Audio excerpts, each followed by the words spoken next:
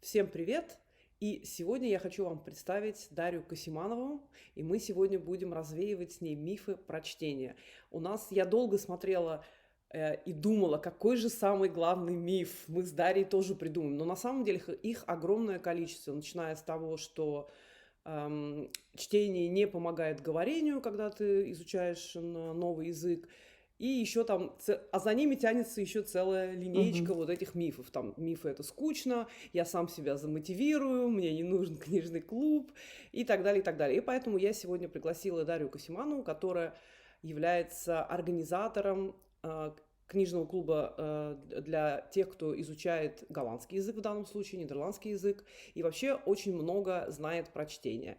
И она проводила тоже исследования касательно чтения, как это связано с изучением языка, поэтому ей есть что сказать.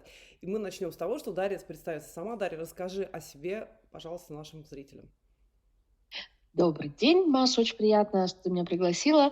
Эм, я из Санкт-Петербурга, закончила Санкт-Петербургский государственный университет по специальности финский язык в 2003, прости господи, году. И с 2012 я живу в Нидерландах и учу, и до сих пор учу нидерландский язык, хотя сама работаю уже преподавателем много лет. Ну, соответственно, языковой бэкграунд, филологическое образование — это, конечно, прекрасная база, чтобы учить языки, потому что, ну, после третьего языка уже становится чуточку легче, скажем так. Хотя я должна сказать, что нидерландский я учила, если смотреть в ретроспективе, совершенно иначе и проходила совершенно иной процесс с ним, чем когда ты учишь 16 лет язык в университете. Вот. Ну, соответственно, первые мои языки были финский и английский, с которым я работала как переводчик очень много лет, с 2012 нидерландский. 2012 ты приехала в 2012, и вот расскажи, как ты учила нидерландский язык, тем более учитывая то, что сама сказала, что ты его учила по-другому. Ну, на самом деле, начало было такое же, как у всех, да, ты там сдаешь в начале экзамен в стране своего проживания, чтобы получить визу, то есть вначале была какая-то база. В моем случае это были 3 месяца интенсивных занятий, чтобы сдать этот экзамен с нуля, конечно же. Затем уже, когда я переехала в Нидерланды, пошла здесь на обычные курсы, я живу в глубокой глуши, в маленьком городе на границе с Германией, то есть там возможности пойти на курсы в какой-нибудь университет, ее здесь просто нет. Я пошла на единственные курсы, которые вообще здесь есть, на которых я теперь сама работаю как преподаватель. И 1,5 года учила язык на курсах до уровня B2, чтобы сдать экзамен. На какой-то там промежуток, на несколько месяцев уходила в декрет в это время. Но и учила, естественно, как все, по учебникам. Учимся, учимся, будем сдавать экзамен. Экзамен — это очень важно. А вот как только я его сдам, тут начнется новая жизнь. И только когда ты сдал экзамен, ты понимаешь, что ничего в твоей жизни не изменилось, новая жизнь не началась. И как ты не понимал от некоторых людей, так и продолжаешь их не понимать. И, в общем, в моем случае путь с нуля до B2 занял 1,5 года, а с B2 до C1 наверное, лет 5, потому что в 2019 году я участвовала в национальном диктанте в финале, М. как единственный иностранец. И вот тогда у меня было ощущение, я действительно уже знаю язык. Ну, то есть это прошло 7 лет. Да, ну это очень интересно то, что ты говоришь, потому что мое изучение языка, это все знают, у меня был абсолютно стопроцентно иммерсивный метод. Это когда, для тех, кто не знает, это когда тебя бросают в море и говорят «плыви!», потому что я приехала в Нидерланды почти 30 лет назад, у нас не было даже ничего. То есть там ты, называется, как выучил, как Бог дал, так и выучил, да, вот поэтому Мгм. я иммерсивно учила, 20, то есть что такое, 24/7 с нативами. Мгм. Что М. имеет разницу, почему вот мы будем сегодня говорить, потому что я приехала довольно тоже молодая, то есть я могла ругаться, тем более я работала студенткой в магазине, то есть с нативами, то есть я могла ругаться, говорить по-роттердамски, все у меня было хорошо, но когда я пошла учиться в университет с грамматикой, грамматика у меня Было была сложно. хромоногая, да, сразу скажу, хотя меня приняли в университет, да, я очень быстро дошла до B2, потому что все, кто учит 100% иммерсивным стрессовым методом, у них устный язык достаточно хороший. Да. Но, это не значит, что мы хороши в грамматике, и я плохо писала. Несмотря на то, что я уже говорю. Очень частая история, так действительно часто бывает. У меня много таких учеников, которые выучили, впитали язык из среды, не зная ни одного правила при этом. И есть наоборот, да, это вот люди, которые очень хорошо знают правила, все знают, всю грамматику они знают отлично, открывают рот, и куда-то пропадает все знание, потому что знание и навык — это не одно и то же. Да, мы об этом тоже все время говорим в каждом из наших интервью, и вот мы ограничиваем каждого интервьюера, иначе мы, сама знаешь, как филологи, уйдем Да. куда-то далеко и надолго. Вот мы сегодня как раз поговорим чтение и, в принципе, упор сделаем на грамматике, потому что все, кто лингвисты, все знают, что есть два лагеря, и эти лагеря воюют, да, эксплицитно или имплицитно, то есть специально или не специально. И вообще, что такое специально и не специально, учить грамматику.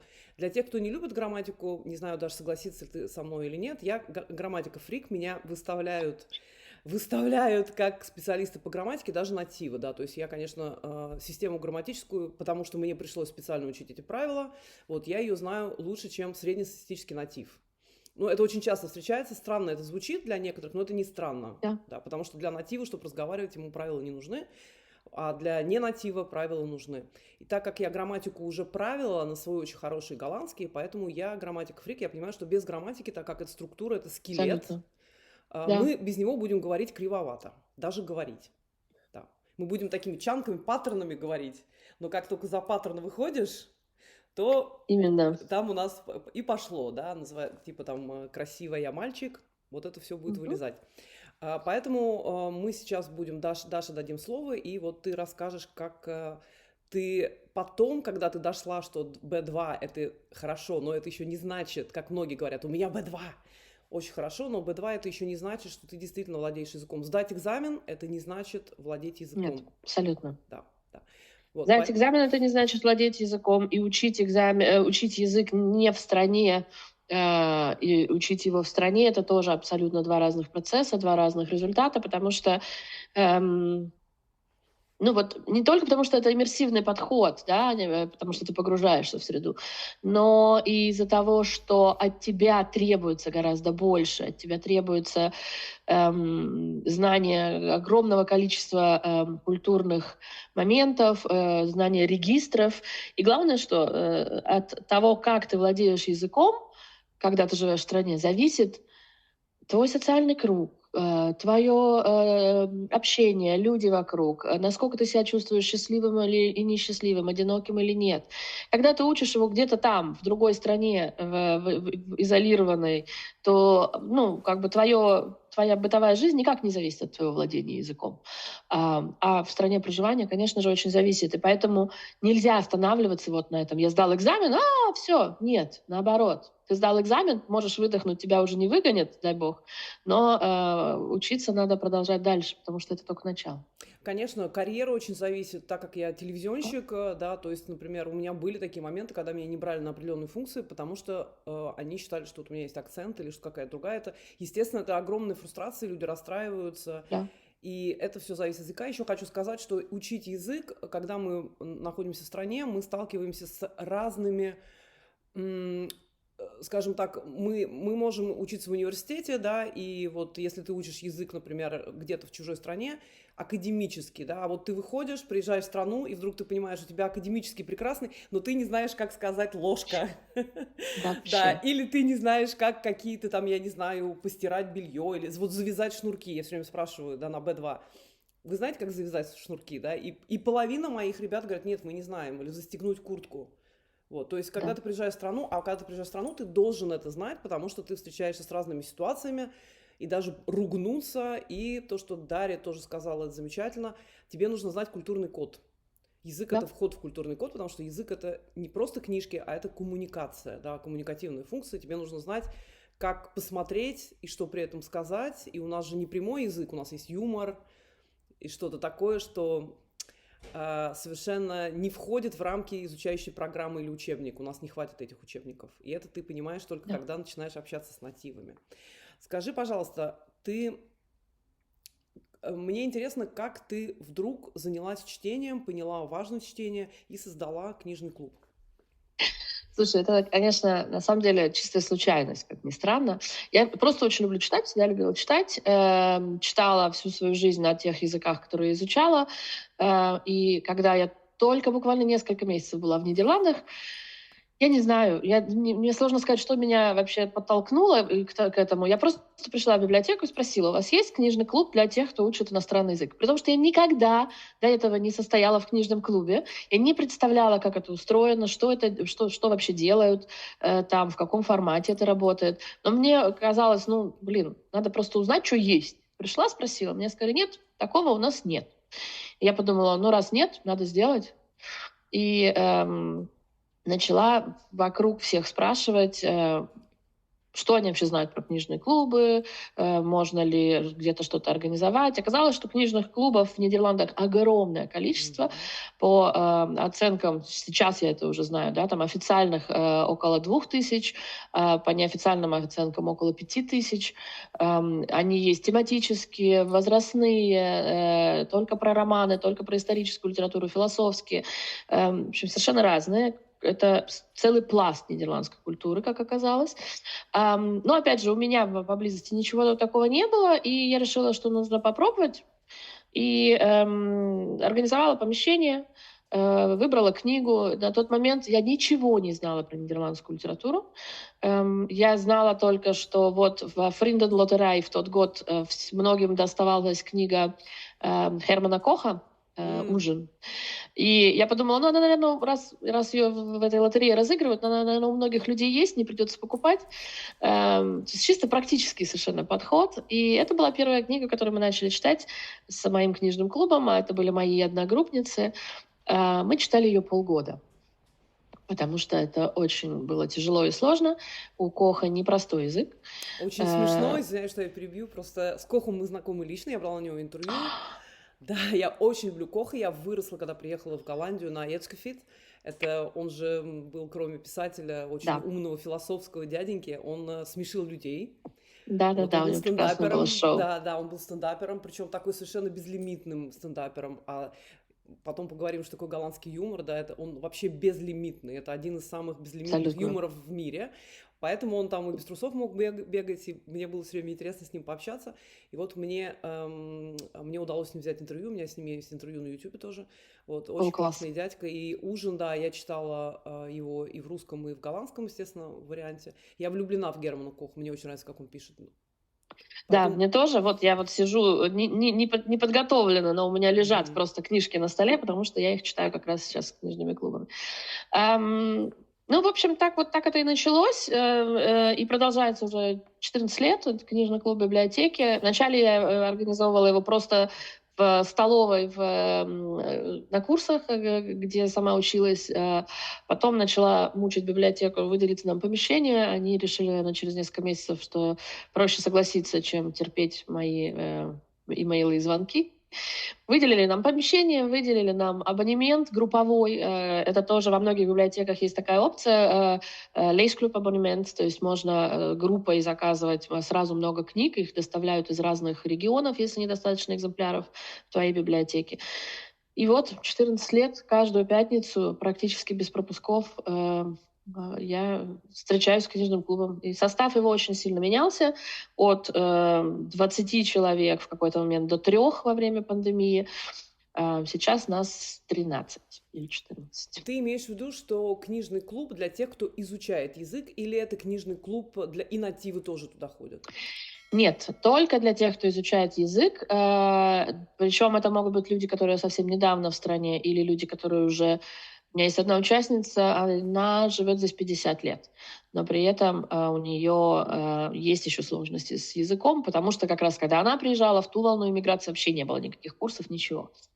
И у меня есть волонтер, нидерландка пожилая, которая уже 10 лет тоже мне помогает с этим всем.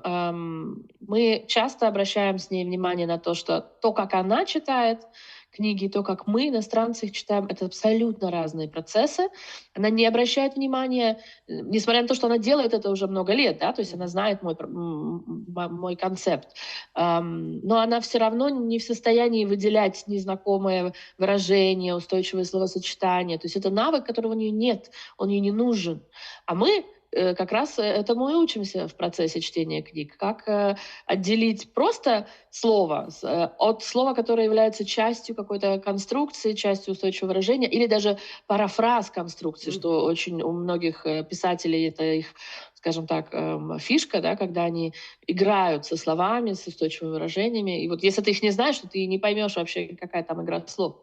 Ну, мне Вот. кажется, что книжку читать это вообще это тоже и культурный код ловить, да, потому что если ты не знаешь, Абсолютно. например, какие-то выражения, вытянутые из, например, детских фильмов или каких-то вещей, которые именно в социуме происходят, то иногда просто тебе очень тяжело читать книжку. Например, у Коха этого много. Он ссылается куда-то на какой-то культурный код определенный. Если ты его не понимаешь, ты не в культурном коде, ты просто... тебе неинтересно будет читать. Ты не поймешь, о чем речь. Да, и с Кохом еще ладно, да, у него там этические дилеммы, всегда можно уследить за сюжетом. А возьмем, например, Хендрика Хруна, который на прошлой неделе, во время недели книг, был как раз основным писателем, да, и появлялся на всех телешоу и ездил в турне по библиотекам. Если ты начнешь читать его самую продаваемую книжку «Дневник Хендрика Хруна», то без знания культурного кода и реалий ты вообще ничего не поймешь. Просто ничего, потому что у меня этот опыт есть. Я читала его с несколькими группами, и люди, которые жили в стране еще очень недолго, они вообще не понимали ни юмора, ни реалий, ничего. То есть это сложно, это не линейный какой-то процесс. Нужно быть действительно в курсе много всего, много контекстов понимать. А то, что ты говорила, что в Нидерландах очень много книжных клубов, ты имела в виду вообще, это не только книжные... Вообще. Да. Вот именно для людей, которые... Давай поговорим про формат для начала, да, как работают книжные клубы. Обычно книжный клуб встречается 6-7 раз в год, и они читают книги самостоятельно, и собираются, например, раз там в 4-5 недель, чтобы обсудить то, что они уже прочитали. То есть они уже работают как бы с готовым продуктом. При этом, например, есть газеты и журналы для книжных клубов, есть специальный сайт, на котором можно найти подсказки, вопросы для обсуждения, есть инструкция для ведущих книжных клубов, как вообще вести занятия. Есть книга даже целая, учебник для тех, кто хочет сам организовать книжный клуб. Но это работает только с людьми, которые читают без проблем и читать любят. Они сами прочитали, им потрепаться хочется. А с человеком, который продирается через книгу, потому что язык для него еще не настолько близкий, это не сработает. Я пробовала, давайте встречаться раз в месяц. Никто ничего не прочитает. Людям не хватает мотивации, людям не хватает дисциплины. Самостоятельно прочитать целую книгу целиком оказывается практически невозможно.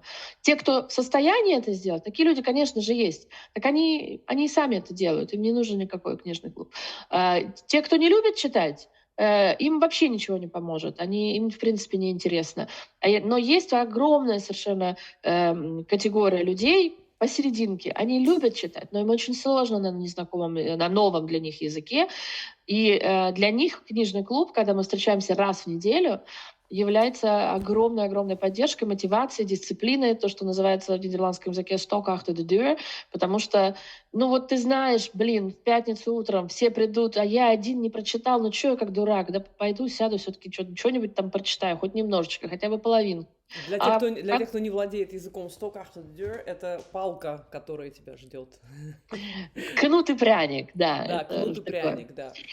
Поэтому формат, который я продвигаю и рекламирую, и всячески стимулирую везде, где только могу, это встреча книжного клуба еженедельно и чтение действительно самостоятельное дома, но в посильном объеме. Это около 50 страниц. Это тоже такое методом проб и ошибок выбранное количество, потому что меньше, если читать, то обычно не так много происходит в книге, будет обсуждать не особо нечего.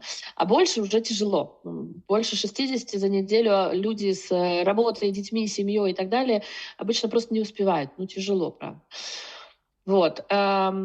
И этот формат работает. Мы встречаемся каждую неделю, обсуждаем то, что мы прочитали, и углубляемся в чисто языковые вещи. Словарный запас, выражения, метафоры, грамматика, сложные какие-то конструкции. То есть все, что нам, как иностранцам, тяжело дается, мы стараемся вместе разобрать. Потому что в одиночку, ну кто, давай будем честны сами с собой, да, кто сядет 50 страниц текста разбирать самостоятельно? Единицы. К сожалению, у нас у всех мало на это мотивации и сил. Более того, я сама, если меня выпустить на свободу, да, в отпуск без учеников, я не буду читать на нидерландском каждый день. Я дорвусь до книг на других языках, буду читать на английском, буду читать на русском. А когда я знаю, что я работаю со своими студентами, мне надо прочитать, тогда, конечно же, у меня выделенное время в неделю, я сажусь, читаю, выписываю слова, работаю с текстом. Вот хорошо, что ты затронула этот момент. Я тут сижу с ручкой с этим. Естественно, интервью мы готовим, но иногда что-то приходит, и надо срочно спросить, да? Конечно. Вот, давай тогда мы поговорим о том, какая у тебя техника чтения. Ну, скажем так, с какой техники чтения начинала ты. И это будет очень практический совет для тех, кто меня спрашивает, как читать. И вот смотрите, что говорит Дарья. Я думаю, что мы согласимся. Если что, я что-то добавлю. Ну, давайте начнем с того, как ты начинала читать, потому что все-таки язык у тебя улучшался с годами, да? И какие-то техники чтения перетащила к своим ученикам. Как ты им рассказываешь, как нужно читать книгу, когда язык еще не твой, да, еще ты плохо читаешь. Давай начнем с небольшой теоретической части. Мы вот так с тобой говорим чтение, и все статьи научно-популярные, например, про чтение, тоже используют просто сам термин читать. Но мы не уточняем, о каком виде чтения идет речь. Знаешь, в нидерландской прессе последние 2-3 года очень много было статей о том, что молодежь перестала читать. Исследование было общеевропейское, в котором прям очень низкие цифры по чтению, но при этом мало говорится о том, а что именно они перестали читать, о чем мы говорим-то. У них и навык чтения текста есть или нет? Или мы говорим о чтении художественной литературы, или мы говорим о чтении информативной. То есть надо, естественно, разделять эти две вещи. Есть эстетическое чтение, да, когда мы читаем для удовольствия, есть так называемое афферентное чтение, это для получения информации. Для детей, для подростков, школьников, конечно же, очень важно афферентное чтение. Это то самое чтение с пониманием, которое в нидерландских школах очень сильно стимулируют, развивают. Для того, чтобы вообще овладеть профессией, нужно уметь понимать прочитанный текст. У нас есть даже в школе здесь begrijpend lezen, да, такой предмет, да? Когда дети читают и разбирают вот эти вот тексты. Да, но при этом вот это вот чтение для понимания, афферентное чтение, оно никак вообще ничего общего не имеет с чтением художественной литературы, которую мы читаем для удовольствия, для кайфа. И это совершенно другой вид работы. Наш мозг по-другому воспринимает текст, когда мы читаем для удовольствия. При этом можно сделать еще, выделить две категории. Это чтение интенсивное и чтение экстенсивное. Да? Ты, наверное, прекрасно это знаешь. Для зрителей поясню, что интенсивное чтение — это когда мы читаем не очень большие объемы текста, в которых мы должны понять абсолютно все, каждое слово. Иначе мы упустим что-то важное. Например, когда мы читаем письмо от налоговой инспекции или правила, я не знаю, футбольного клуба. И при этом есть экстенсивное чтение, то есть чтение больших объемов текста, в которых не обязательно понимать каждое слово, достаточно понимать контекст. Так вот, чтение, о котором мы сегодня говорим, и чтение в книжном клубе, это, конечно же, экстенсивное чтение, то есть большие объемы, и, конечно же, для удовольствия. Но, тем не менее, все равно вы какую-то частичку, скажем так, это контекстное чтение еще по-другому называют, но какую-то частичку понимания, потому что вы разбираете грамматические конструкции очень подробно и сидите, скорее всего, люди сидят с ручкой и бумажкой, записывают неизвестные слова и так далее. Вот все равно какая-то часть интенсивного чтения есть для того, чтобы... Безусловно. Почему это отпугивают? Это уже переходим ко второму, да, почему отпугивают людей часто чтение на иностранном языке, потому что есть такой миф, что это скучно, и это очень неудобно мозгу, потому что надо постоянно, ты не понимаешь все, и тебе надо лезть в словарь, нужен ли словарь, в общем, об этом тоже очень много исследований, давай тоже об этом поговорим. Абсолютно. И какие книги читать, это тоже важно. Все в кучу сейчас мы сделали, но оно так вот в кучу и лезет, да? Потому что есть адаптированные книги, а есть неадаптированные книги. Ну вот, Даша, давай ты Я мне попробую да? ответить на все твои вопросы сейчас. Нужно ли понимать каждое слово в тексте? Нет, не нужно. Первый навык, который нам нужно разработать, когда мы начинаем читать художественную литературу на иностранном языке, это контекстная догадка. То есть понимать как можно больше из контекста. И если ты в целом понял, что случилось в абзаце, то тебе не надо понимать каждое слово. Мой любимый пример из детектива голландской писательницы. Мы читали абзац с клубом вслух, потому что одному человеку было непонятно, что там произошло. Он схватил со стола, ударил своего собеседника по голове, полилась кровь. И вот человек с низкой контекстной догадкой, он прям жить не может, пока не узнает, что же там со стола схватили. Человек с высокой контекстной догадкой думает, какая мне разница, что там было, кинжал, подсвечник или что-то еще. Я же понял, что произошло. Я понял, что произошло убийство, я понял, кто его совершил. Все, мне для этого, для получения кайфа от прочитанного больше ничего не надо, я иду дальше читать. То есть мы, вот первое, что мы делаем, это развиваем эту контекстную догадку. Стараемся как можно больше понять из прочитанного, из контекста, угадать. И только когда мы не угадали, пошли дальше и понимаем, что от того, что мы не угадали, что-то там не так, что-то не складывается, я не понял, убили его или не убили, тогда стоит вернуться и найти ключевое слово, найти тот глагол, скорее всего, который нам был непонятен, потому что язык, в принципе, глаголоцентричный, да, и обычно все вокруг действия сосредоточено. То есть сидеть и выписывать каждое слово в словаре — это абсолютно бессмысленная задача, потому что, во-первых, это очень много.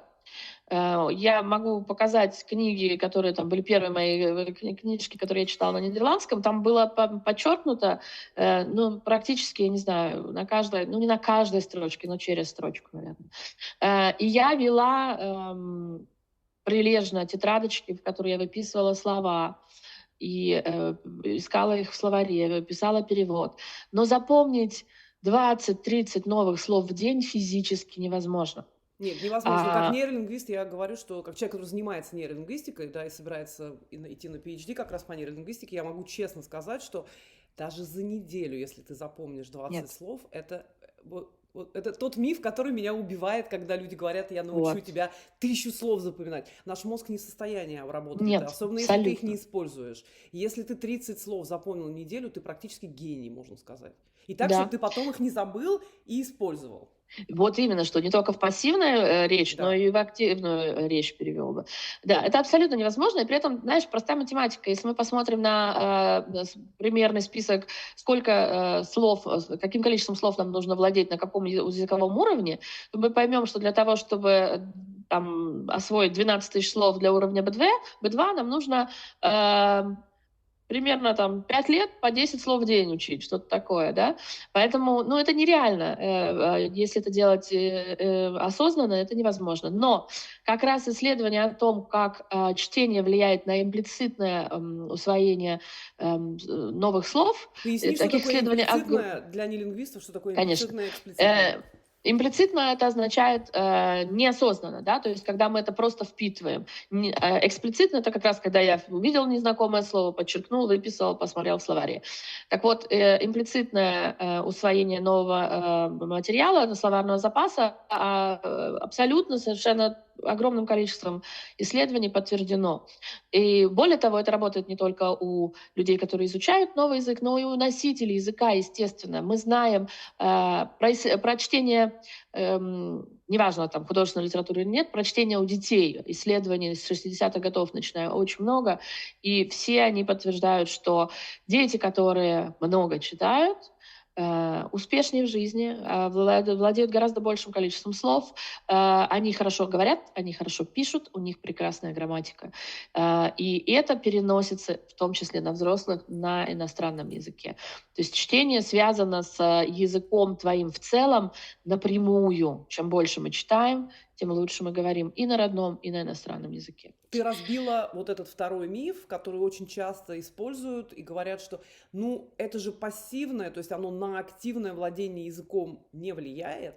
Вот, и мы сейчас вот в исследовании углубимся. Ты только расскажи еще раз, значит, про адаптированные и неадаптированные книги, с чего Да, начинать, и дальше техники. То есть первое то, что не надо все конечно. время лезть в словарь, потому что ты через 3 дня расхочешь навсегда читать. Да, сейчас я попробую все по Мгм. порядку, чтобы ничего не забыть. Про адаптированные и неадаптированные книги. Я не любитель адаптированных книг.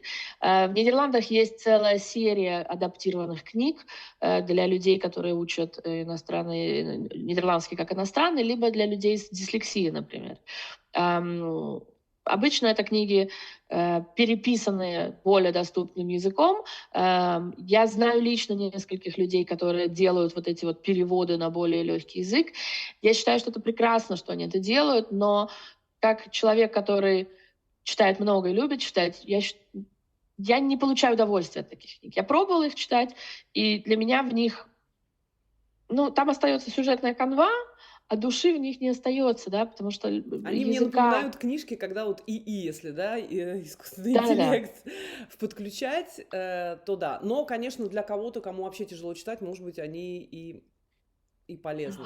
Я думаю, что это хороший первый шаг. Я думаю, что прочитать там 3-5 таких книг, чтобы просто почувствовать, о, у меня получается, у меня вот есть этот опыт успешности какой-то в чтении, и это прекрасно. Но задерживаться надолго в таких книгах я не рекомендую, потому что если получилось прочитать такое, значит, получится прочитать и неадаптированное. Но нужно, конечно же, очень осторожно выбирать, что именно вы будете читать, потому что... ну, ну вот давайте проведем аналогию. Иностранцу, который еще не очень хорошо говорит на русском языке, вы предложите читать сразу Толстого, Пушкина или Достоевского? Ты не поверишь, ко мне, когда я преподавала русский язык, люди приходили, которые хотели читать, научиться читать Достоевского и Толстого. Знаешь, как много их? Я была в диком удивлении, но люди реально учат язык, чтобы какого-то любимого писателя читать. Верю, но это значит уже очень продуманные, осознанные люди, которые уже представляют, да, там какой-то, может быть, язык. А когда ты ничего не знаешь про нидерландскую литературу и думаешь, ой, пойду-ка я возьму сейчас кого-нибудь из... Де Афонден почитаю, да? Да, ну или там, знаешь, кого-нибудь из современных авторов, типа Илья Леонард Пфайфер, да, у которого предложение на 2 страницы. Эм, ну, то есть надо быть реалистами и не бояться низких жанров, что называется, да, триллеры, детективы. Пусть они будут написаны с литературной точки зрения не очень интересным языком, но сюжетная канва будет держать вас в напряжении, вам захочется узнать, кто же все-таки убийца, и это, ну, как бы стимулирует дочитать до конца. Чем более насыщена книга событиями и сюжетными поворотами, тем больше нам хочется все-таки читать дальше. Поэтому вот для начала я всегда рекомендую детективы, психологические триллеры, коих, слава богу, в нидерландской литературе полно, очень много хороших авторов. Есть авторы менее удачные, типа, например, Сюзанна Вермеер, которая на самом деле даже не автор, а это 3 гоустрайтера, которые пишут за нее. Но вот, например, Эстер Ферхуф или Марион Пау — это совершенно чудесные писатели с простым, несложным языком, но при этом живым, разговорным, полным вообще интересных выражений. И при этом сюжет такой, от которого не оторваться. Ты хочешь скорее смотреть там следующую главу, что же там дальше-то будет. То есть вот начинать с того, что интересно и сложно отложить, просто ради того, чтобы читать дальше, чтобы вообще прочувствовать, что это такое, когда ты первый раз прочитал книгу на иностранном языке. Когда ко мне люди приходят впервые в книжный клуб и прочитывают книгу в первый раз, для всех абсолютно это всегда вау-эффект. Что, блин, а я не думал, что у меня получится, а оно получилось. Тоже, знаешь, у меня есть мой любимый пример. Я познакомилась случайно в комнате ожидания с женщиной из Испании, которая говорит на безупречном нидерландском, работает медсестрой в операционной. То есть, да, можешь представить себе, насколько Мгм. стрессовая эта работа. Тебе надо понимать каждое слово, от этого реально зависит жизнь пациента. И она читала на испанском. Я спросила: "О, а на нидерландском ты читаешь?" "Нет, я боюсь. Мне же будет непонятно. Я же пойму не все и не смогу получить удовольствие". Ну, в общем, потом она пришла ко мне в книжный клуб и до сих пор читает с нами, потому что оказалось, что она все может, все она прочитает прекрасно, все она понимает. Но это вот тот самый страх перфекционистский, да, когда нам кажется, если я не понимаю каждое слово и не знаю все выражения, то я ничего не пойму и не получу удовольствия. Но я люблю это, знаешь, сравнивать с чем? Когда у вас плохое зрение, вы пришли в кино без очков, вы же все равно получите кайф. Если кино хорошее. Ну, правда же? Если вы не рассмотрите все морщинки на лице актера, вы все равно получите удовольствие от всего остального. Вот то же самое с книгой, с хорошей, когда ты не понимаешь каждое слово, но если она хорошо написана, и если ты любишь читать, то ты все равно получишь какие-то эмоции, новые знания и главное, что удовольствие. Удовольствие это тоже по всем исследованиям, которые я прочитала, это огромный фактор. Чем больше нам нравится читать, тем большее количество книг и текстов мы прочитываем. Что в свою очередь вот, возвращаясь к тому, да, как набирать этот словарный запас, 30 слов в неделю невозможно. Но если ты читаешь большие объемы текста, то с частотными словами и Мгм. выражениями ты неизбежно сталкиваешься раз за разом. Более того, есть авторы, у которых есть любимые слова и выражения. Ты их через какое-то время уже знаешь, и такой: "О, Я опять, таким образом опять". выучила слово, которое в жизни никто не использует, но оно у меня засело просто, когда еще не так хорошо владела языком. Вот «бедюст», я его никогда не забуду. И вот это слово «бедюст», это одно из них. Господи, я по-русски не могу. Это эм, как-то ошеломленный, да? Вот, ну Мгм. как часто ты говоришь слово ошеломленный или Нет, не ошеломленный? говоришь, Да. но ты встречаешь его в литературе. Встречаешь в литературе, вот этот бедюс, их огромное количество, и оно настолько засело в мозг, потому что надо увидеть слово примерно, или сказать, или увидеть примерно 10 раз. Представьте, Да, да? Это минимально. У кого-то 5, у кого-то 15, в среднем 10, да. чтобы запомнить слово. То есть, и вот оно у меня залезло в голову, и никогда теперь больше оттуда не вылезет. Вот. И понимаешь, еще в чем большая польза именно чтения больших объемов там, литературных текстов, это что мы это делаем в своем темпе. Когда мы смотрим сериалы или сидим в кафе и слушаем окружающих людей, у нас нет возможности перемотать назад. Ну хорошо, в сериалах есть эта возможность, но э, тогда тоже, там, я не знаю, ты смотришь фильм, тебе не хочется каждый раз нажимать на Мгм. паузу, удовольствие-то от этого куда-то денется. А когда ты читаешь, ты можешь замедлиться, ты можешь задуматься, сделать паузу, прокрутить в голове то, что ты только что прочитал. И при этом это не испортит твоего удовольствия. То есть это совершенно другой процесс. Но даже у самого, наверное, известного ученого, российского ученого на Западе, в лингвистике, по крайней мере, у Выгодского, была мысль о том, что ам, когда мы пассивно получаем информацию, когда мы читаем тексты, мы все равно перерабатываем их так, что они становятся шагом на пути к активному использованию. Поэтому это не, знаешь, мы не можем сказать, что чтение никак не связано с разговором, но напрямую связано с разговором. Да, Чем больше, мы об этом сейчас поговорим обязательно. Скажи, пожалуйста, вот чтобы вернуться туда, по поводу, вот люди сейчас сидят, смотрят и говорят, ага, ну, Даша, ну скажи нам, пожалуйста, тогда, а как тогда читать? Вот я на да, B1, B2, вот мне, скажи, сколько раз мне записать слово, ручку мне брать или что-то другое? конечно. Читать, конечно же, желательно с карандашом. Либо бывают такие, знаешь, прозрачные наклейки разноцветные, с ними тоже очень прикольно, потому что можно разными цветами разные категории выделять. Например, слово, которое я просто не знаю и знать не хочу, или слово, которое я не знаю, но мне кажется, оно пригодится в моем словарном запасе. Либо грамматику выделять каким-то другим цветом или знаком. Соответственно, мы читаем непрерывно, но выделяем в тексте что-то, что нас за что глаз зацепился. Но не ищем сразу сейчас ничего в этом тексте. Мы читаем до конца всю свою главу или там, весь свой отрывок книги, который мы решили дочитать. Я, например, у меня очень простая система. Я подчеркиваю все слова, которые я не знаю, но те, которые я хочу запомнить или обсудить с книжным клубом, я отмечаю на полях точечкой. То есть, чтобы потом очень было легко и просто в тексте это найти. Хотя до этого много лет тоже вот с этими стикерами разноцветными и цветовыми кодами работала. Так вот, мы прочитали, все выделили, отложили. Пусть у нас книжка в голове немножко осядет, смысл прочитанного, что там произошло, кто кому что сказал, кто кого зарезал и так далее. А через какое-то время лучше вернуться к тексту, может быть, через день, может быть, через неделю, пролистать и посмотреть, вот эти слова, которые я подчеркнул, они мне что-то там поменяли вообще в понимании текста или нет? Или вот тут вот мне что-то встретилось, и мне кажется, оно классное, или оно мне встретилось 3 раза за последние 10 страниц, наверное, все-таки стоит его посмотреть в словаре. То есть на самом деле у нас два процесса противоположных, которые мы должны пройти по очереди. Вначале мы должны расчитаться, чтобы не затормаживаться ни на чем, читать просто вот чем больше, тем лучше, да, как, что называется, километры начитать.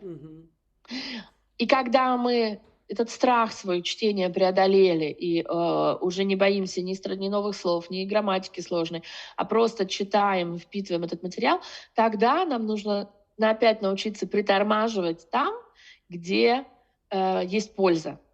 И научиться выделять устойчивые выражения, видеть в тексте сложные конструкции. И это как бы достаточно сложная задача, да, вначале одно, потом другое, хотя оно друг другу противоречит, но тем не менее оно работает. Вначале расчитаться, потом научиться выделять то, что важно, и дальше с этим что-то делать. Что с этим делать, это уже третий вопрос. Скажи, пожалуйста, с какого уровня начинать читать? Извиняюсь. И если мы говорим, окей, начиная с самого начала, да, я подозреваю, что там тогда другие книги нам надо будет читать. Если честно, я скажу маленькую вещь. Я начинала читать с газет. Я в свое время, когда была студенткой, я работала очень далеко, мне надо было на метро. Раньше была бесплатная газета «Метро», то есть не надо было ничего покупать, денег нет. Вот, я брала газету, и вот эти 45-50 минут в метро туда и обратно. Каждый божий день, потому что, можно спать, а можно заняться каким-то важным делом. В метро очень удобно читать. Тогда еще не было никаких электронных книг, это глубокий начало 2000-х. Я могу сказать, что за год у меня просто уровень так скакнул. И потом в газете там, естественно, фреквентные вот эти постоянно встречающие слова и выражения. И ты их просто уже собаку съешь на них. Да.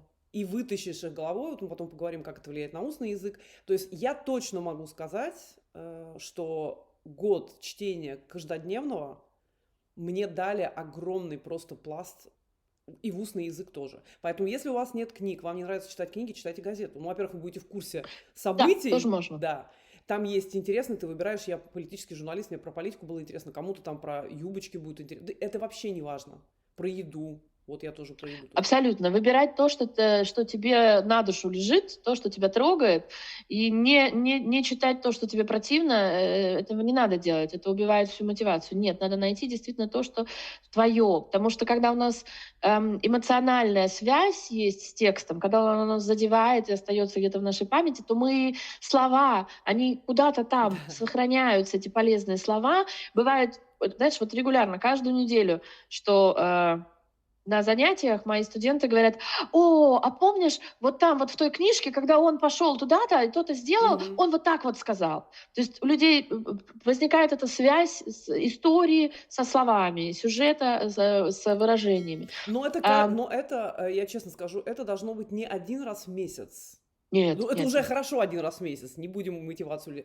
Но, в принципе, чем чаще... Что такое язык, хоть родной, хоть не родной? Количество времени, умноженное на, скажем, количество времени, которое ты тратишь, дает тебе, в принципе, на усилия, конечно. На усилия, те, которые ты применяешь, да. Да. Отвечая на твой вопрос, с чего начинать, с какого уровня начинать?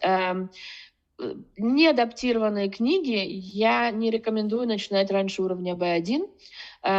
При этом есть очень простой критерий. Если вы пока еще не владеете прошедшим временем, то, наверное, не стоит. Потому что если вы каждый раз будете на глаголе останавливаться и не узнавая его, да, Мгм. не понимая, какая это форма, это перфект или имперфект, то на расшифровку формы будет уходить слишком много ресурса, и на удовольствие уже ресурса не останется. То есть это будет мучительное чтение. Поэтому, если с прошедшим временем все окей, все, можете начинать читать неадаптированные книги, просто выбирайте их грамотно, выбирайте их под свой уровень. +1, опять же, Выгодский, да, Мгм. зона Да. ближайшего развития. Вам должно быть чуточку сложно, но не слишком сложно, потому что если слишком сложно, то, опять же, вся мотивация уходит. Плюс очень практичный совет. Возьмите книжку, прочитайте первую страницу, прочитайте серединки чуть-чуть и в конце. Буквально там страницы полторы. Неважно, что вы там по сюжету поймете, ничего, наверное, не поймете. Но если вы прочитали и думаете, о, я уловил что-то хотя бы в общих чертах, значит, вам по уровню нормально будет, значит, зайдет.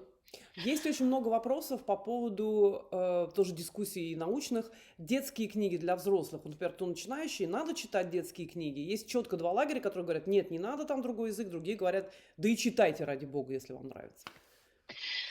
Я, наверное, посередине, потому что там действительно другой язык, но если нравится, то почему нет, да?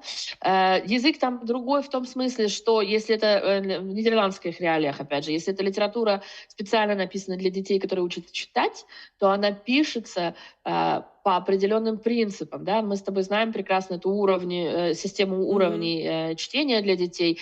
Там будет учтена и частотность слов, и длина слов, но при этом практически не будет учитываться грамматическая составляющая. То есть там будут все ваши любимые имперфекты и перфекты, там будет слово «р», с которым у малышей 3 лет нет никаких сложностей, а у нас, взрослых людей, есть.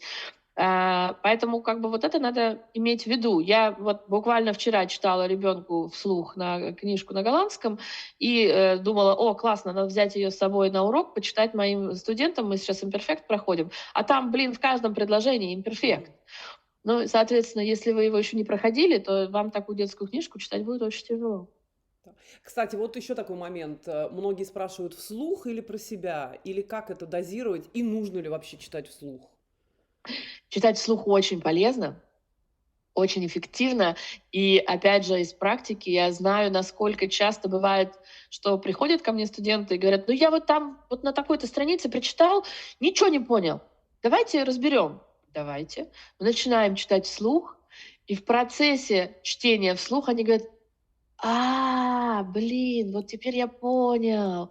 Потому что когда ты читаешь вслух, ты интонируешь по-другому, Мгм. ты как-то, опять же, что-то там происходит такое, может быть, на физическом уровне, да, потому что язык все-таки это тоже физический процесс, мы Мгм. двигаем ртом и мышцами, и вспоминаем, может быть, вот эта вот мышечная память, что, вот это вот та фраза, или это вот, это кусок отделяемого глагола.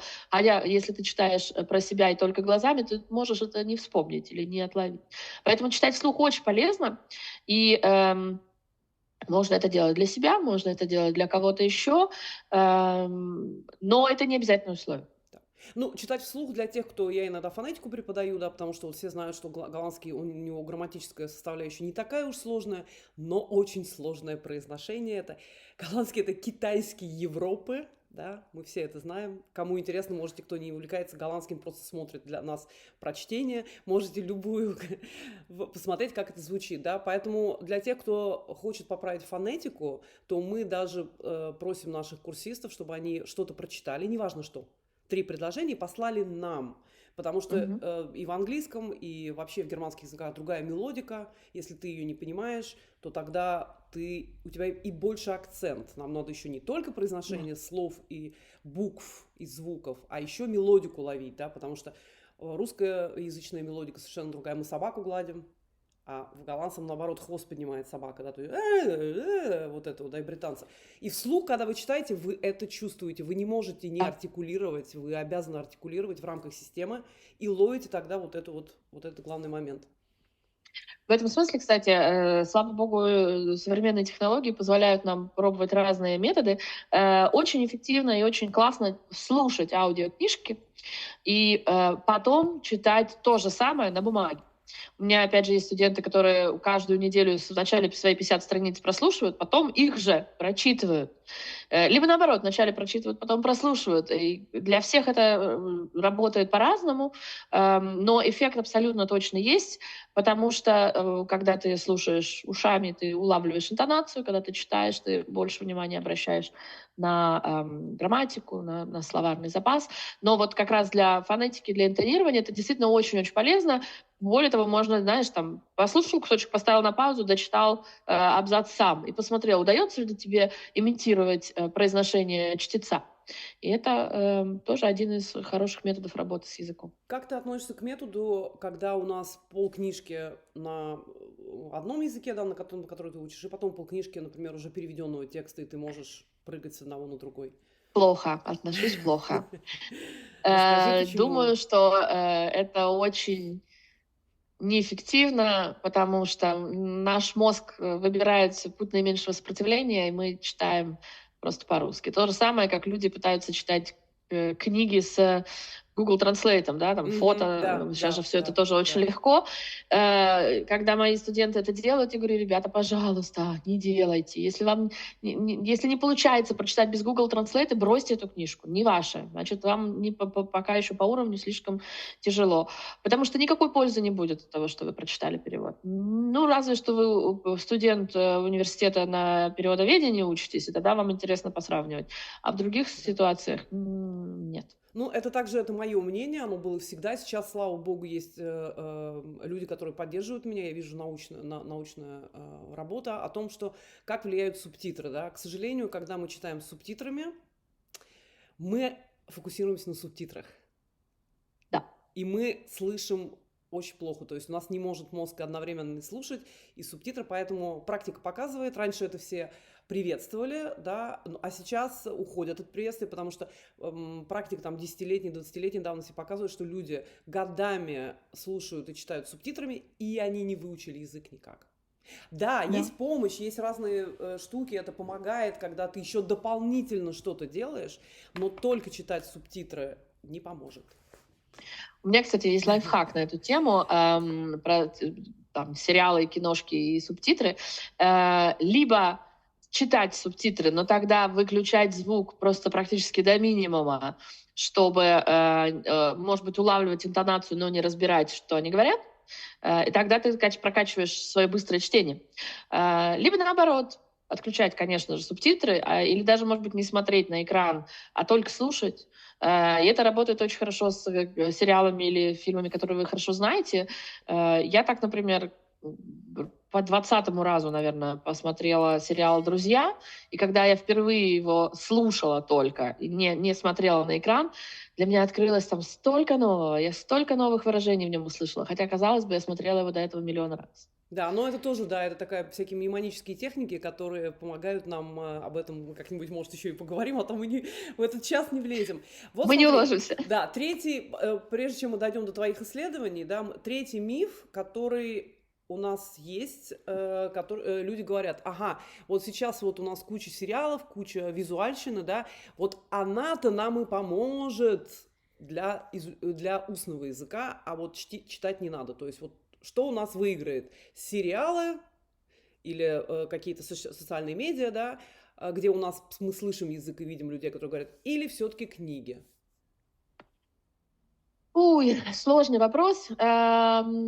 Очень, конечно, зависит от того, какой у вас тип восприятия. Да, если вы аудиал и не любите читать, то сколько ни пихай в себя книжки, скорее всего, это будет слишком неприятный процесс, из которого ничего хорошего не выйдет. И наоборот, если вы визуал и вам слушать аудио тяжело, то Я, например, заставляла себя несколько лет подряд слушать аудиокнижки. Мне тяжело, неприятно. И только вот долгие мучительные тренировки привели к тому, что сейчас я могу их слушать, и то на скорости 1,5 или 2, потому что иначе мне слишком медленно и раздражает. А раздражение, ну, оно нам помогает только до определенной степени учиться. Но если оно слишком высокое, то все, эффект полезности пропадает. Но если речь о сериалах и кино, то, ребята, ну давайте будем честными с собой. Мы считываем невербального столько, что от нас ускользает вербальная составляющая. Если мы не поняли, что там именно сказали персонажи друг другу, но при этом мы видим, что они бьют друг другу морды, мы же не полезем разбираться, как они друг друга именно обозвали или что они друг другу сказали. Мы же поняли из контекста визуального, и все. И вот тут я считаю, что нет, давайте откровенно и честными с собой будем быть, потому что, ну, мы получаем просто удовольствие от просмотра сериалов, но мы не особо учимся на них. Да, совершенно верно, потому что если бы, например, все учились на слух, то замужние или женатые женщины и мужчины на нативе просто выучивали бы язык на вот так, а практика показывает, у меня 80% сидят людей, у которых в семьях дети или партнеры говорят нативы, да, говорят на голландском, но вот они у меня сидят, да, годами это люди, и они не выучивают язык. То есть здесь что-то не... Мы не Ты можем знаешь, так. есть прекрасная исследовательница американская Барбара Пирсон, которая исследовала двуязычие очень много. У нее целая лаборатория по двуязычию в одном из университетов. И в ее книжке про билингвов я прочитала такую мысль, что дети учат язык, любой, родной или не родной, только в процессе осознанной коммуникации. То есть если ребенка просто посадить перед телевизором, смотреть мультики на английском, он научится отдельным фразам, но он не научится говорить на этом языке. Конечно, может быть, последние какие-нибудь исследования про современных детей, может быть, что-то и другое покажут, да, потому что мы знаем, что дети сейчас очень рано осваивают английский тот же благодаря соцсетям или компьютерным играм, но в целом нам нужно взаимодействие на языке для того, чтобы его осваивать. Поэтому только читать или только смотреть и слушать недостаточно. Ну, язык, еще раз, это он нам нужен для коммуникации, да. Да? Если мы с Да. телевизором не коммуницируем, и вот, например, в университете, где я учусь, у нас тоже есть специальный курс First Language Acquisition, да, это как дети воспринимают. Да, было огромное количество исследований, когда дети попадали в ситуацию, им давали телевизор, они ничего не выучивали. Но они выучивали, но пассивно. Об этом мы тоже можем поговорить. То есть есть активное владение языком и есть пассивное. И билингвы тоже, это следующая серия про мифы, кто такие билингвы. Есть билингвы пассивные и активные. Особенно дети, которые, вот, например, дети, у которых родители, как мы с тобой, Даша, да, вот у меня, например, дочка очень долго была на пассивном билингвом русского языка. То есть она совершенно не говорила на русском, при том, что мама у нее русскоязычная, да. Вот, но мы дома на голландском говорим. У меня 2 ребенка. Один пассивный, а второй активный. Один говорит на русском, а второй нет. Хотя я делала с ними одно и то же. Абсолютно верно. То есть этого никто гарантии не даст. То есть такое может быть. Но она прекрасно понимала, мы к тому говорим. То есть я могла с ней говорить на русском, но она мне отвечала на голландском. То есть это такое может быть, не пугайтесь этого. Есть прекрасный кейс, нет, на самом деле ужасный кейс про семью, где дети в страшном абьюзе выросли, родители с ними никогда не говорили. Да, таких детей такие. Маугли, они же очень изученные. И вот я забыла сейчас, как фамилия это именно конкретно этой семьи. Я просто помню, что там были дети, которые жили в отдельной комнате, с ними родители не говорили. И когда их обнаружили, то детям в возрасте 80 лет, они не разговаривали. У них языку неоткуда было взяться, хотя они слушали там радио и телевизор, может быть, смотрели. Хотя есть исследование тоже, классический кейс, про немых, да, когда они вот, у них в некоторых странах не было техники для разговаривать с немыми, с глухонемыми, да, и что они делали? Им нужно было, они сидели в классе, им нужно было коммуницировать друг с другом, и они придумывали язык. То есть нам всегда мы говорим, что если язык — это коммуникативная функция, либо ты, но тебе нужно, то есть если у тебя есть с кем коммуникацию проводить, ты придумаешь, может быть, что-то, и будешь, да. А если даже вот эти вот криминальные языки, мы все знаем, да, это придуманные языки на базе То есть для чего? Для того, чтобы понимать только друг друга, люди иногда выдумывают языки, да, чтобы другие группы их не понимали или какие-то специальные Да, языки. Поэтому если есть коммуникация, язык будет. Если нет да, коммуникации, язык... абсолютно. Усмотри телевизор, но он с тобой не разговаривает, поэтому, скорее всего, в пассиве ты его будешь знать. Так же и с книжками, да. Они нам помогают. Теперь Мгм. давай поговорим о твоих исследованиях, как ты принимала в них участие и что исследования показывают по поводу чтения, как он влияет на устный язык тоже и на С грамматику. удовольствием расскажу. Я училась в университете Радбаут в Нijmegen, и я пришла туда не только учиться на преподавателя, но моей главной целью было, в общем, понять то, что я делаю с книжным клубом, оно вообще эффективно или это только, мне так кажется, иллюзия и это confirmation bias, да, когда мы сами Мгм. себе уговариваем, что оно так и есть. Поэтому я пришла учиться с очень конкретной целью провести исследование именно о книжных клубах, о том, как они работают и о том, что они делают с нашим языком. Для этого я, во-первых, нашла все книжные клубы для иностранцев в Нидерландах, которые функционируют в Нидерландах или в Бельгии. Не все, к сожалению, смогли поучаствовать по разным личным причинам, но некоторые поучаствовали. И таких книжных клубов, к сожалению, очень мало. На момент моего исследования, это был 2024 год, было, по-моему, 5 в тот момент. Сейчас появилась еще парочка, но другие, наоборот, отвалились, уже перестали этим заниматься. Я собрала 4 категории участников. У меня были книжные клубы, которые уже много лет читают вместе, книжные клубы, которые только для моего исследования собрались впервые, то есть они должны были в таком же формате, но впервые в своей жизни встречаться. И были участники, которые раньше состояли в книжном клубе, а сейчас читали для моего исследования сами в одиночку. И, наконец, 4-я категория — это были люди, которые еще никогда ничего не читали ни в книжном клубе, ни самостоятельно, и они читали сами. И все эти 100 с лишним человек, 124 участника у меня в конечном итоге осталось, хотя изначально было почти 200. Они все читали одну и ту же книжку в один и тот же примерно период, только, соответственно, 2 категории с книжным клубом, а 2 самостоятельно. И при этом до начала чтения и после прочтения книги они заполняли различные опросники. Часть этих тестов я взяла из существующих исследований, которые уже там, многолетняя эффективность их подтверждена. Это исследование по чтению. И один опросник, два опросника я сделала сама под руководством своего научного руководителя.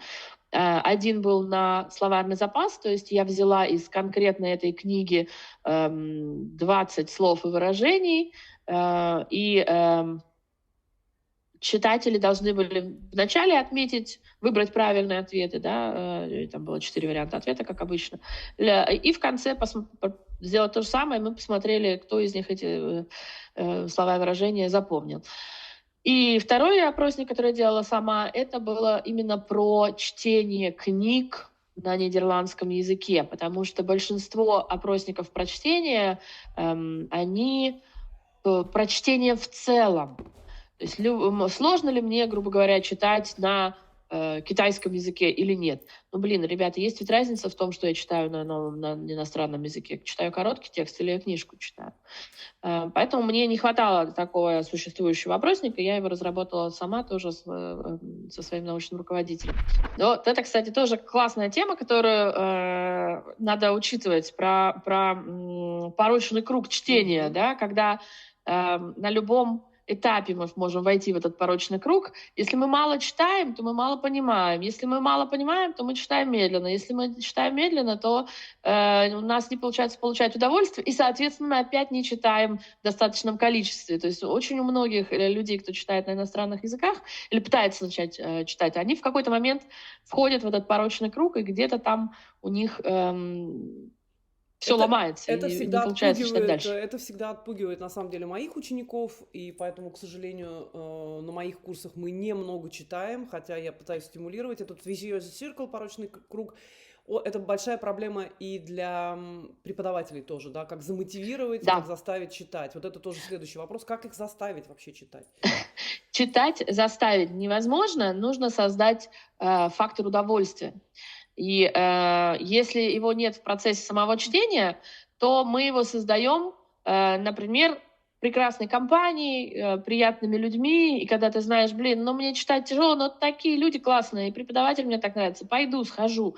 И все, и это стимулирует, это помогает все равно начать читать, и когда вот ты начал, то ты входишь в этот позитивный круг, позитивную спираль, как она называется в теории, когда ты вошел в нее, и вот ты начал, например, уже получать немножечко удовольствия, да, у тебя и объемы пойдут чтения, да, а когда ты читаешь больше, то начинаешь больше понимать, начинаешь читать быстрее, и вот ты по этой позитивной спирали уходишь в прекрасное светлое будущее. Так вот, что я хотела тебе показать. Да, вот что я делала в своем исследовании. Факторы, которые играли большую роль, это были интервенция, то есть участие или неучастие в книжном клубе, и опыт участия в книжном клубе. Будет ли он на что-то влиять? И смотрела я на 4 фактора. Прочитают ли они вообще книжку? Удастся ли дочитать до конца, поменяется ли запас слов, поменяется ли то, что в английском называется reading anxiety, тревожность или страх чтения. В голландской терминологии есть несколько вариантов, но вот мы остановились на варианте leesangst. И 4-е это была как раз мотивация к чтению на нидерландском и мотивация именно к чтению книг. И при этом в своих статистических тестах я смотрела на еще 2 момента, которые могут влиять на это все. Это уровень владения языком, естественно. Да, чем выше наш уровень, тем больше словарный запас. Соответственно, это может отражаться, например, на тестах по вокабуляру. И на мотивацию к чтению в целом. То есть если, грубо говоря, человек в целом любит читать и на родном языке читает много, то как это отразится на его мотивации к чтению на нидерландском? Есть ли там корреляция, есть ли там связь? Давайте еще, Соответственно, вот давайте эти... еще скажем, что эти исследования проходили, естественно, в отношении нидерландского языка, но это применимо к любому языку. Это применимо абсолютно к любому языку. Если результаты исследования статистически значимые, они, конечно же, могут распространяться на другие языки. Соответственно, 4 категории: существующие книжные клубы, новые книжные клубы, участники с опытом книжного клуба и самостоятельное чтение, и участники без опыта и самостоятельное чтение. Мы читали одну книжку, встречались 2 часа раз в неделю в течение, по-моему, 5 у нас недель это получилось. Я делала дополнительные материалы для своих студентов и участников, но это не обязательное условие, потому что, в общем-то, и без дополнительных материалов можно прекрасно читать. Так, сейчас. Так вот что интересно. Люди, которые участвовали в книжных клубах, 98% дочитали книжку. А те, кто пытались читать самостоятельно, даже если у них был уже опыт чтения, из них только 68% ее дочитали. И мне кажется, уже вот это вот говорит само за себя. Как ты думаешь, или есть у тебя такое в исследованиях, это они сделали, потому что была палка, или это они сделали, потому что им было это интересно все-таки до конца довести? Ты знаешь, вот это, к сожалению, очень сложно каким-то образом измерить, да, это немножко эфемерные сущности, но с точки зрения чисто статистики, опыт участия в книжном клубе вообще никак на это не влиял. Да, то есть мы вот статистически посчитали формулы всякие волшебные, они нам показывают, что нет, там не было статистически важного эффекта, не влиял опыт на то, дочитают они или нет. А вот участие конкретное в самом книжном клубе имело огромный эффект статистически. То есть чем больше людей читало в группе, тем больше они дочитывали до конца. И здесь, да, я думаю, эффект палки есть, конечно же, и кнута, и пряника, но при этом есть и эффект удовольствия. Мы говорили каждую неделю, мы обсуждали, мы смеялись вместе, нам было кайфово. И только это тебя подталкивает к тому, чтобы сесть, прочитать дальше и прийти навстречу, поговорить. И когда ты это все обсудил, в этом же, знаешь, еще кайф книжного клуба, когда мы именно в процессе обсуждаем, а не только в конце, как в обычных нидерландских клубах. Кайф в том, чтобы обсудить, а что там, как они, как думаешь, а что дальше будет, у нее получится украсть эти миллионы или нет, или ее там прибьют все-таки в конце. Ну, то есть вот это вот Даш, маленькое уточнение. интеракция. Вы интеракции, действительно, сейчас об этом расскажу. То есть есть исследование очень классное, косвенно нам они помогут. У тебя обсуждение в твоем книжном клубе идет на голландском? Да, конечно, Все, конечно. потому что есть разные книжные клубы, есть мы читаем голландскую книгу, обсуждаем на русском, а есть смешанные клубы, где все-таки процесс идет на голландском. Нет, во-первых, у меня есть клубы, в которых действительно разные национальности, да, поэтому у нас только один общий язык нидерландский, но даже в тех группах, где у меня только русскоговорящие ученики, мы все равно в течение занятий говорим только на нидерландском, потому что, ну, по большому счету, книжка для нас — это повод в том числе поработать над нашими разговорными навыками. Поэтому этот формат настолько классный и эффективный, что работает все. И разговор, и слушание, и даже письмо иногда. Да, для учеников, ну, Даша, ты, наверное, тоже, потому что ты тоже все время кучу чего читаешь, и поэтому научного, и я тоже, вот последние научные исследования показывают, что объяснение и обсуждение, как лучше всего учиться, да, что когда ты потом прочитал материал, неважно, ты учишь математику или ты учишь язык, ты когда что-то прочитал, а потом пошел и рассказал или Да, обсудил это с кем-то, это самый эффективный способ. Плюс самый эффективный абсолютно. способ изучения — это тестирование. Да. Да. Ну, я отношусь неоднозначно к Хуберману, но я все время смотрю его подкасты, и это большой ученый, и вот он очень интересного ученого пригласил, который именно этим занимался, как лучше всего эффективно учить. То есть не только прочитать пассивно, не только, а еще потом обсудить, протестировать себя. Там можно сейчас через ИИ делать кучу тестов для себя, да. И вот Конечно. тогда у тебя отложится вся информация. Поэтому книжный клуб сам по себе, мало того, что это приятное общение, это еще очень хорошее изучение Да, предмета. это Да. очень-очень эффективно. Ну и вот смотри, мы, да, видим здесь на графике, что, во-первых, реально очень много людей дочитали, да, то есть один человек из 58 не дочитал, а остальные 57 дочитали. А из тех, кто пытался читать самостоятельно, 21 человек не прочитал, и еще 26 людей мне пришлось исключить из результатов, потому что они вообще бросили. Они не стали дочитывать, я не смогла у них взять результаты второго повторного тестирования. Но это же тоже само за себя говорит, что они просто в одиночку даже не дочитали, даже не попытались. У них не хватило мотивации.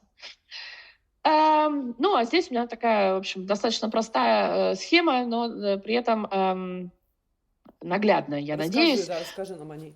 Вот эти замечательные человечки, выбранные моими детьми, это словарный запас, страх чтения и мотивация. В существующих книжных клубах был самый большой рост словарного запаса, потому что они знают, как работать с новой лексикой, они знают, как ее усваивать, прорабатывать и так далее, поэтому у них с этим все было отлично. У них больше всего вырос словарный запас за время чтения этой книги. Тут я должна сказать, что мне пришлось в результатах именно по словарному запасу довольно большое количество участников исключить из статистического теста, потому что те, у кого высокий уровень языковой, у них был потолковый эффект. Они уже на предварительном, на первом тесте показали высокий результат, и им там как бы оставалось практически нечего было больше нового учить. А вот у тех, у кого, например, там в первом тесте они 9 правильных ответов дали, а во втором было 18 или 20. И это прекрасно, это отличный результат, конечно же. И у них в существующих книжных клубах было не очень высокое снижение страха. Ну, что тоже логично, да, у них в принципе, у них низкий уровень этого страха, они уже расчитались. И с мотивацией у них тоже ничего не поменялось, потому что мотивация у них уже тоже есть.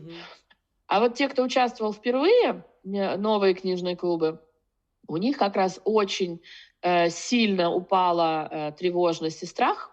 они почувствовали впервые, что у них получается, и, соответственно, там были у некоторых цифры, ну, просто совершенно ошеломительные, да, там от 100 снижалось до 20, например. И у них и небольшой рост словарного запаса, и небольшой рост мотивации наблюдался. То есть вот как бы вот эта категория тех, кто впервые участвует в книжном клубе, у них самое положительное вообще изменение. У тех, кто раньше участвовал в книжных клубах, не было эффекта на словарный запас, не было эффекта мотивации, чуточку снизилась тревожность и страх чтения, но не очень заметно. Ну и, наконец, у тех, кто читал самостоятельно, очень был маленький рост словарного запаса, и вообще не было никакого эффекта на мотивацию и на тревожность. То есть у них ничего не поменялось. Как ты У можешь них объяснить у последней группы, кто читал самостоятельно, почему у них мало слов запомнилось? Как ты думаешь? потому что они не знают, как работать с текстом, Мгм. потому что они, возможно, что-то подчеркивали, а возможно, нет. Им никто не объяснил, да, как выбирать слова или не выбирать, в отличие от всех остальных. И они, скорее всего, ну и читали, наверное, с меньшей погруженностью в текст. Плюс, конечно же, они-то ни с кем не обсуждали, Мгм. они-то ни с кем не встречались и не говорили про эти выражения. Они их, может быть, себе один раз выписали на листочек и все. А мы каждую неделю обсуждали подробно, задавали вопросы, придумывали сами с ними предложения, прорабатывали, то есть переводили их из пассивного эм, словарного запаса в активный. Конечно же, это Мы огромная сейчас разница. расстроим, демотивируем тех, кто вот только начал читать самостоятельно, скажет: блин, смотрите, вот буду сейчас один читать в Но одиночку, нет, и нет. ничего у меня не получится. Получится, потому что, смотрите, это, во-первых, там был все-таки маленький рост, он был, во-вторых, это, конечно, эффект краткосрочный, да, исследование магистерское нужно выполнить в определенные сроки, поэтому с разницей в 5 недель мы померили. Но я думаю, что если бы у меня когда-нибудь появится возможность проделать подобный эксперимент, провести, ну, например, с разницей в год, Ну, лонгитюдное то достаточно, да, какое-нибудь. да, то будут совершенно другие результаты. При этом, конечно, если это лонгитюдное исследование, то там контаминация, да, возможно. То Мгм. есть мне сложно сказать, откуда они этот словарный запас нарастили, только из книг или из общения с людьми, с работой и так далее. В общем, вот исследование показало такие результаты, и по эмоциям тоже было очень интересно. Я измеряла по шкале эмоций, как они себя ощущали после участия в эксперименте. И у людей, кто читал с книжным клубом, позитивные эмоции были намного выше, чем у тех, кто читал самостоятельно. А по негативным эмоциям при этом, кстати, не было разницы ни у тех, ни у других. Но все равно интересно, что вот позитивные эмоции выше. Да. Ну, здесь я тоже хочу все-таки, я хочу предотвратить неправильное понимание этого всего, да, то, что, потому что у некоторых людей, которые, например, у них негативный опыт курсов, бывает такое, что учитель не подошел или группа не подошла, да, и они говорят: я больше в жизни не пойду. То Да. есть, конечно, если у вас был когда-то негативный опыт, или вот, например, в Нидерландах очень распространено такое понятие, как таал-кафе, это когда люди собираются, и волонтеры, просто носители, не обязательно преподаватели, вот в библиотеке хотя бы пару раз в Да. неделю, вот этот часик-полтора с людьми просто разговаривают, чтобы вот разговорный навык людям помочь. И у некоторых, потому что это собирается куча разношерстных людей, ученики с разных стран, с разным бэкграундом, и у многих, например, кому-то это очень нравится, а кто-то говорит: нет, это мне не заходит, и тогда они останавливаются вообще искать что-то, Да. группы какие-то. Поэтому, пожалуйста, не думайте, что если вам один раз группа не подошла или курс не подошел, значит, это всегда так будет, да. Это, кстати говоря, Нет, тоже конечно. большая проблема в изучении, что люди переносят свой старый опыт, как позитивный, так и негативный. Нет, оно все разное. Ищите свое, ищите свое. Да, я абсолютно с этим согласна. Искать людей, с которыми нам комфортно, с которыми хочется вместе учиться, заниматься, обмениваться опытом, и преподавателя искать, которому доверяешь, с которым у тебя есть контакт и химия, потому что без этого очень тяжело. Да. Очень интересно, Даша, у нас, к сожалению, ограниченное время, об этом разговаривать можно много. Скажи, пожалуйста, какой у тебя совет самый главный для тех, кто изучает новый язык? Что бы ты посоветовала? Я долго думала об этом твоем вопросе заранее. Конечно, очень тяжело дать один совет, но я думаю, что основной будет таков: выходить из зоны своего комфорта.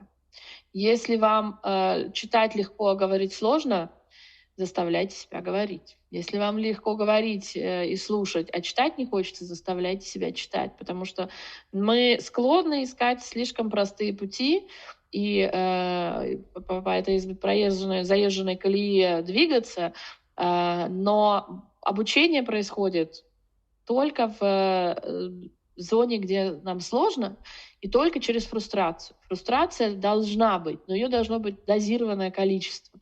Потому что если ее слишком много, мы бросаем, а если ее чуть-чуть, нам хочется, не знаю, нас что-то раздражает, нам недостаточно хорошо, нам хочется, себе доказать, преподавателю доказать, всему миру доказать, что мы можем. И вот эта фрустрация быть там немножечко должна. Ну и стресс Поэтому немножко должен быть. Стресс должен быть для изучения да, языка. да, Да. конечно. Только Но одна... стресс. У нас так много в жизни стресса, что, конечно, сложно выбирать, где он хороший, а где плохой. Но в любом случае важно себя немножко пушить и заставлять делать чуть больше, чем то, на что ты готов. Да, и не нужно бояться, к сожалению, экстраверты быстрее учат язык. Тоже много исследований было. Но людей, которые не боятся, чем те, которые боятся, у них пассивный, может быть, замечательный язык, но активного. Поэтому, да, надо себя пушить и выходить в свет, в люди, и что-то делать с Да, собой. да. Да. И это очень тяжело, это болезненно, но если начать это делать, то становится легче. Чем чаще ты говоришь на публику, тем становится легче. Помогает, когда у тебя есть, например, какая-то задача, когда у тебя есть какая-то функция, например, я состою в нескольких хорах, я пою, но при этом я состою в них в разных комиссиях. Да? Там у нас комитет по одежде, концертная комиссия. И когда у тебя есть функция, когда ты должен выйти и сказать на собрании, на общем, вот отчитаться о проделанной работе, мы там, не знаю, выучили 20 песен, закупили костюмы, то ты будешь к этому готовиться. Тебе не надо себя заставлять пойти что-то сказать, а ты просто должен. И все. Поэтому искать себе мотивацию, собственно, про мотивацию очень много было тоже в моем исследовании, искать себе мотивацию изнутри так же важно, как искать ее извне. Я из тех Никто из ученых, нас... которые только внутренние. Я верю только во внутреннюю мотивацию. Внешне сейчас очень много внешних мотиваций, да, но ты можешь в ней потеряться. И просто если внешней мотивации в какой-то период не будет, а у нас не только жизнь состоит Согласна. из приятных вещей, нам нужно еще делать всякие разные вещи, в том числе и учеба, например, да. То есть ты здесь только работаешь на внутренней мотивации, которая... И язык тоже только на внутренней мотивации работает до определенного Я уровня. я согласна с тобой, но я думаю, что все-таки нужна комбинация и того, и другого. Без одной, ну, как бы одно без другого невозможно. Не хватит одной внешней мотивации, невозможно только с кнутом чему-то научиться. Или с конфеткой, да. Да, и внутренний, на самом деле, я не знаю, встречали ли мы таких людей, у которых только внутренней мотивации достаточно? Я думаю, думаю, что вот как раз категория ученых, у них много просто вот такой вот внутренней мотивации, которые они вот просто сидят и вот говорят, вот он такой задолбик, да, что-то там сидит.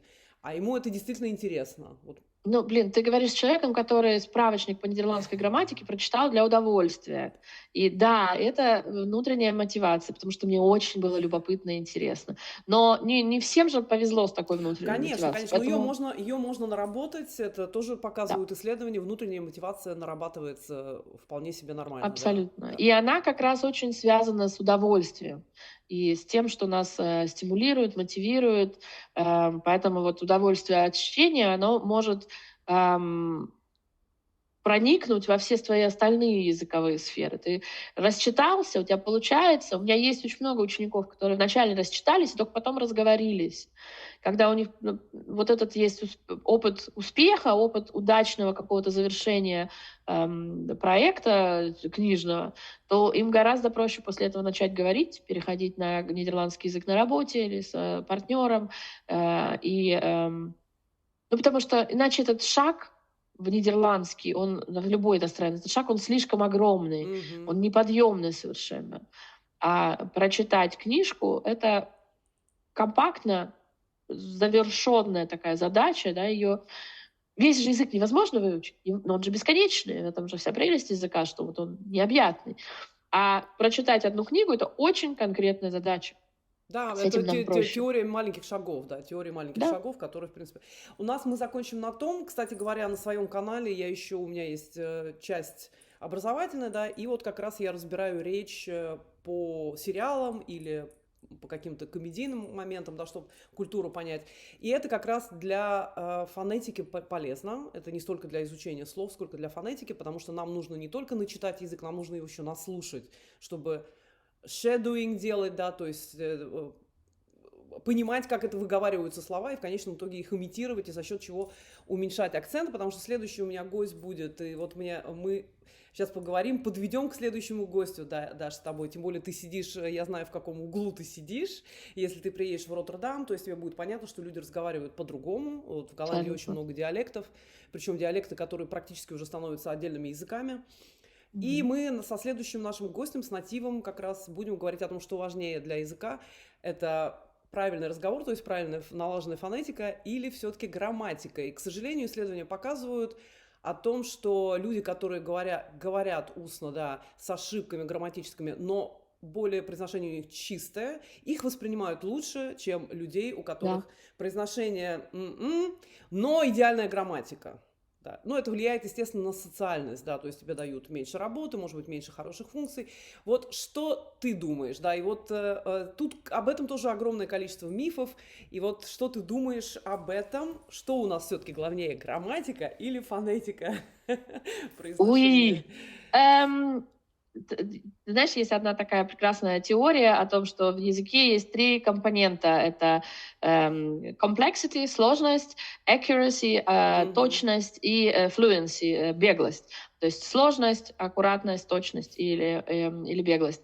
Я себе их представляю как рычажки на пульте у звукорежиссера. И нам всем хочется, чтобы они все 3 у нас были вот такие вот.